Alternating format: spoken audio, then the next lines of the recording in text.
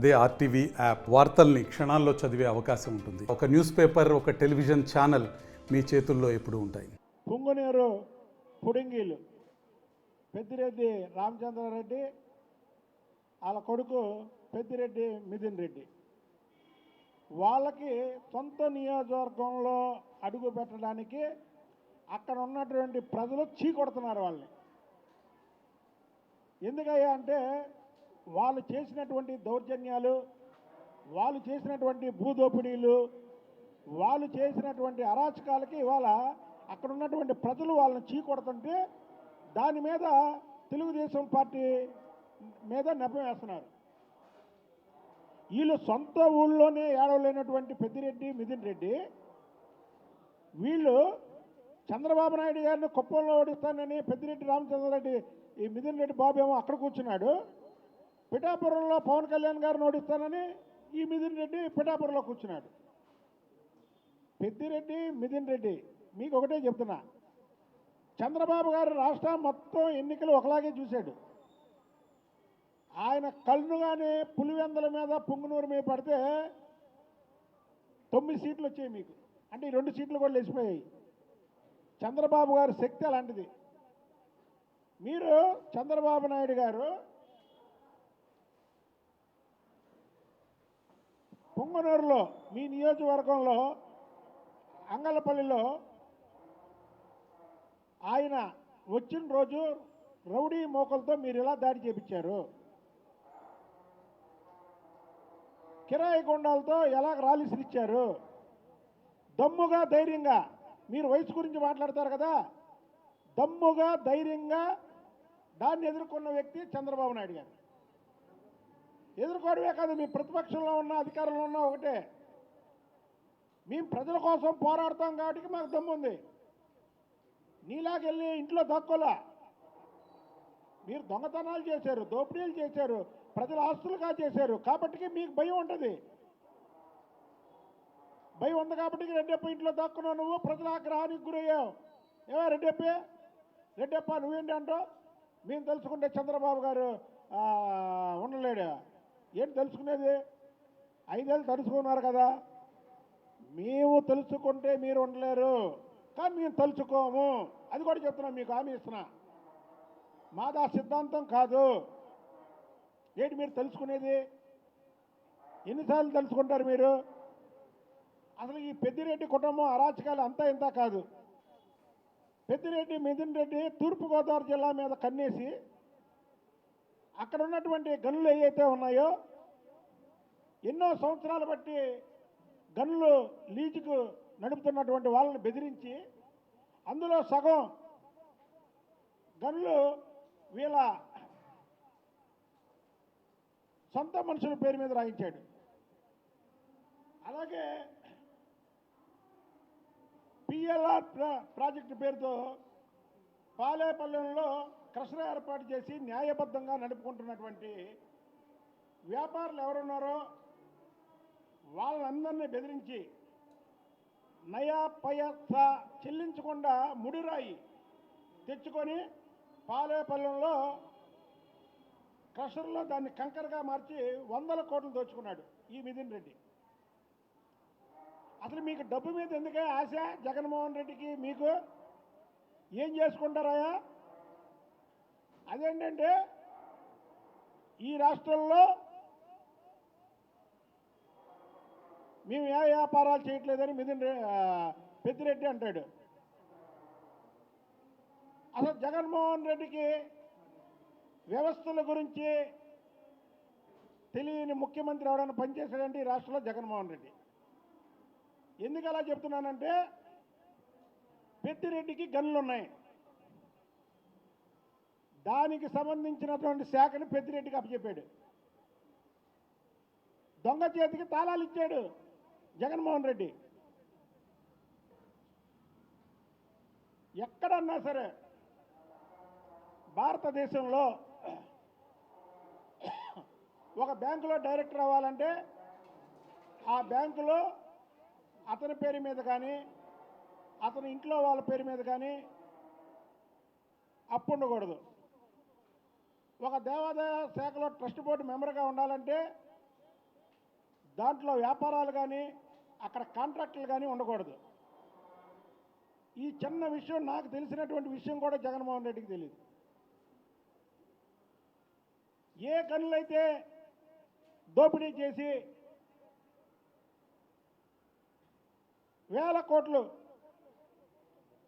సంపాదించాడో పెద్దిరెడ్డి, అదే గనుల శాఖకి మంత్రిని చేశాడయా. అంటే దొంగ చేతికి తాళం ఇచ్చాడు, ఎంతన్నా తిను అని. ఇవాళ డబ్బు మదంతో చంద్రబాబు నాయుడు గారు ఆ నియోజకవర్గంలో అడుగు పెడితే చంద్రబాబు నాయుడు గారు నియోజకవర్గంలో అడుగు పెట్టకూడదు. కిరాయి రేడియోలతో దాడి చేపిస్తే చంద్రబాబు గారు దాన్ని ఎదుర్కొన్నారు. ఇవాళ నీ మీద నిన్ను తరిమి కొట్టింది ఎవరు? నువ్వు తెలుగుదేశం పార్టీ వాళ్ళు అంటున్నావు. కాదు, అక్కడ ఉన్నటువంటి ప్రజలు, మీ అరాచకాలు, లక్షల మంది బతికే ధనంతో మీ కుటుంబం బతుకుతుంది. మీ దగ్గర ఉన్నటువంటి డబ్బు కొన్ని లక్షల మంది బతకగలరు జీవితాంతం. మీకెందుకే అంత డబ్బు? అంత డబ్బు మీద ఆశ ఏంటి? నీ డబ్బు మతంతో అబ్బా కొడుకులు, ఒకడేమో కుప్పల్లో ఉంటావా, కుప్పల్లో ఉండి ఓటికి 10,000 ఇచ్చి చంద్రబాబు గారిని ఓడిస్తా అని అంటావా?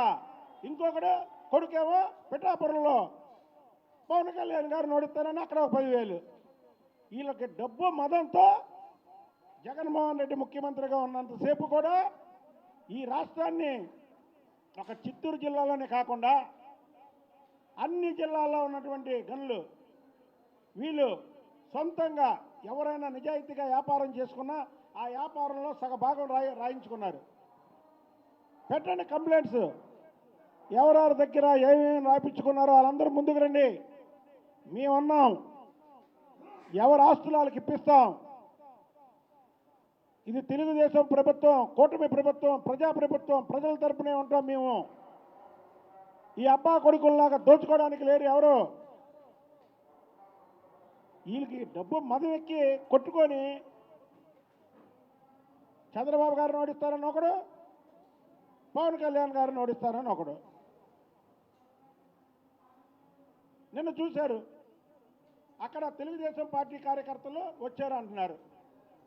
మరి మీ పార్టీ కార్యకర్తలు ఏమయ్యారు? మీ పార్టీ కార్యకర్తలు ఏమయ్యారు? వాళ్ళని అడ్డం పెట్టుకొని మీరు దోచుకున్నారు కాబట్టి మీకు ఒక్కడు కూడా సానుభూతి ప్రదర్శించడానికి రాలా. మీకు ఇప్పటికైనా తెలిసిందా మీ విలువేంటో ప్రజల దగ్గర? అరే, సొంత నియోజకవర్గంలో అడుగు పెట్టలేని దుస్థితికి ఈ బాబు కొడుకులు వచ్చారంటే వీళ్ళు ఎన్ని అరాచకాలు చేశారు. అరే, రాష్ట్రం మొత్తం కూడా దోచుకొని తిన్నది కాక మళ్ళీ మీరు చంద్రబాబు గారి గురించి మాట్లాడతాడా? రెడ్డప్ప మాజీ ఎంపీ, మీరు తెలుసుకుంటే చంద్రబాబు గారు ఉండలేడు. ఏంటి తెలుసుకునేది? ఆయన ఇంటికి కూడా పేకలేకపోయారు కదా ప్రతిపక్షంలో మీరు. ఆయన ఇంటికి పేకలేకపోయారు కదా. అక్రమ కేసులో జైల్లో పెడితే ప్రపంచం మొత్తం ఎలాగా ఆయన గురించి ముందుకు వచ్చారో చూశారు కదా. ఎన్నికలప్పుడు చూశారు కదా. ప్రపంచం మొత్తం ఇక్కడికి వచ్చి ఓట్లు వేయడం చూశారు కదా. అది చంద్రబాబు నాయుడు గారు లెవెల్. చంద్రబాబు నాయుడు గారిని రెడ్డప్పను ఈ అబ్బా కొడుకులు ఏం చేయలేరు. మీరు ఇప్పటికైనా సరే ఎక్కడ మైనింగ్లు దోచుకున్నారో ఆ దోచుకున్న వాళ్ళు కేసులు పెట్టకుండా మీరు వాళ్ళకి తిరిగి ఇచ్చేయండి. అలాగే పొంగనూరులో మీరు దోచుకున్నవి మీరు వాళ్ళకి తిరిగి ఇచ్చేయండి.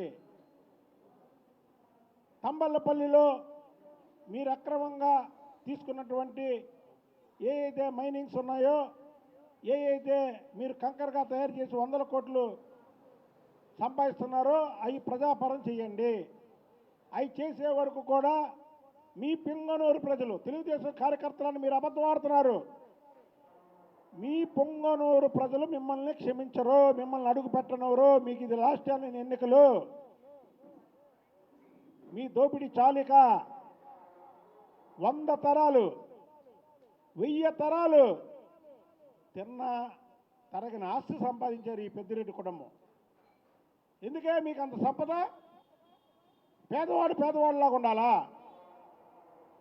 మీరు మాత్రం 1000 సంవత్సరాలు అంటే వెయ్యి జన్మల్లో అంటే వాళ్ళ వారసులు 1000 తరాలు తిన్నా తరగని ఆస్తి సంపాదించారు ఇవాళ.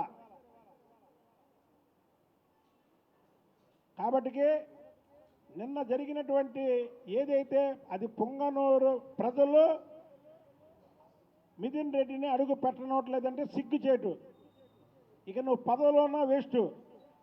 నువ్వు నీ తండ్రి వెంటనే రాజీనామాలు చేసుకోండి, ప్రజలకు క్షమాపణలు చెప్పండి, ప్రజల దగ్గర దోచుకున్నటువంటి ఆస్తులు వాళ్ళకి ఇచ్చేయండి. ఏ అయితే మైనింగ్లో సగభాగం మీరు రాసుకున్నారో ఆ సగభాగాల్లో అవన్నీ కూడా ఇచ్చేయండి. అప్పుడు మిమ్మల్ని ప్రజలు క్షమిస్తారు. అంతేగాని ప్రజా ఆగ్రహానికి గురయ్యి తెలుగుదేశం పార్టీ దాడి చేపించింది, చంద్రబాబు నాయుడు గారు దాడి చేపించారు, చంద్రబాబు నాయుడు గారు దాడి చేపిస్తే మీరు ఉంటారా? చంద్రబాబు నాయుడు గారు దాడి చేపిస్తే మనస్తత్వ రాష్ట్ర ప్రజలందరికీ తెలిసే, తెలుగు ప్రజలందరికీ తెలిసే చంద్రబాబు గారి మీద నెపం వేస్తారేంటి? మాట వస్తే లోకేష్ గారు రెడ్ బుక్. లోకేష్ గారు రెడ్ బుక్ లేదు నాన్న. లోకేష్ గారు రెడ్ బుక్ పక్కన పెట్టేశాడు. ఎందుకంటే పాప ఆయన కూడా సరేలే, ఎందుకని ఎవరిని దాడులు చేయమని ఎవరికి చెప్పట్లా. కానీ మీరేంటి లోకేష్ గారు రెడ్ బుక్, ఇంకా లోకేష్ గారు రెడ్ బుక్. ఆయన రెడ్ బుక్ చూపిస్తేనే మీరు భయపడుతున్నారే. నిజంగా ఆయన రెడ్ బుక్ ఓపెన్ చేస్తే మీరు ఉండగలరా? కుటుంబం మీద నెపం వేయకుండా మీరు దోచుకున్న ఆస్తులు ప్రజాపరం చేయండి. మీకు పొంగనూరు ప్రజలే మిమ్మల్ని అడుగు పెట్టనట్లేదంటే మిమ్మల్ని ప్రజలు అసహించుకున్నారు, పొంగనూరు ప్రజలు. కాబట్టి నీ తండ్రి కొడుకులకు ఉన్నటువంటి ఎంపీ ఎమ్మెల్యే పదవుల్ని రాజీనామా చేసి ప్రశాంతంగా పొంగనూరు ప్రజల మధ్య ఉండాలంటే వాళ్ళ ఆస్తులు వాళ్ళకి అప్పచెప్పి ఉండండి. ఇది మీకు ఇచ్చే సలహా అని తెలియజేస్తాను. మరిన్ని వీడియోస్ కోసం ఛానల్ ని సబ్స్క్రైబ్ చేయండి, లేటెస్ట్ అప్డేట్స్ కోసం వాట్సాప్ ఛానల్ ని ఫాలో చేయండి అండ్ లింక్ డిస్క్రిప్షన్ లో ఉంది.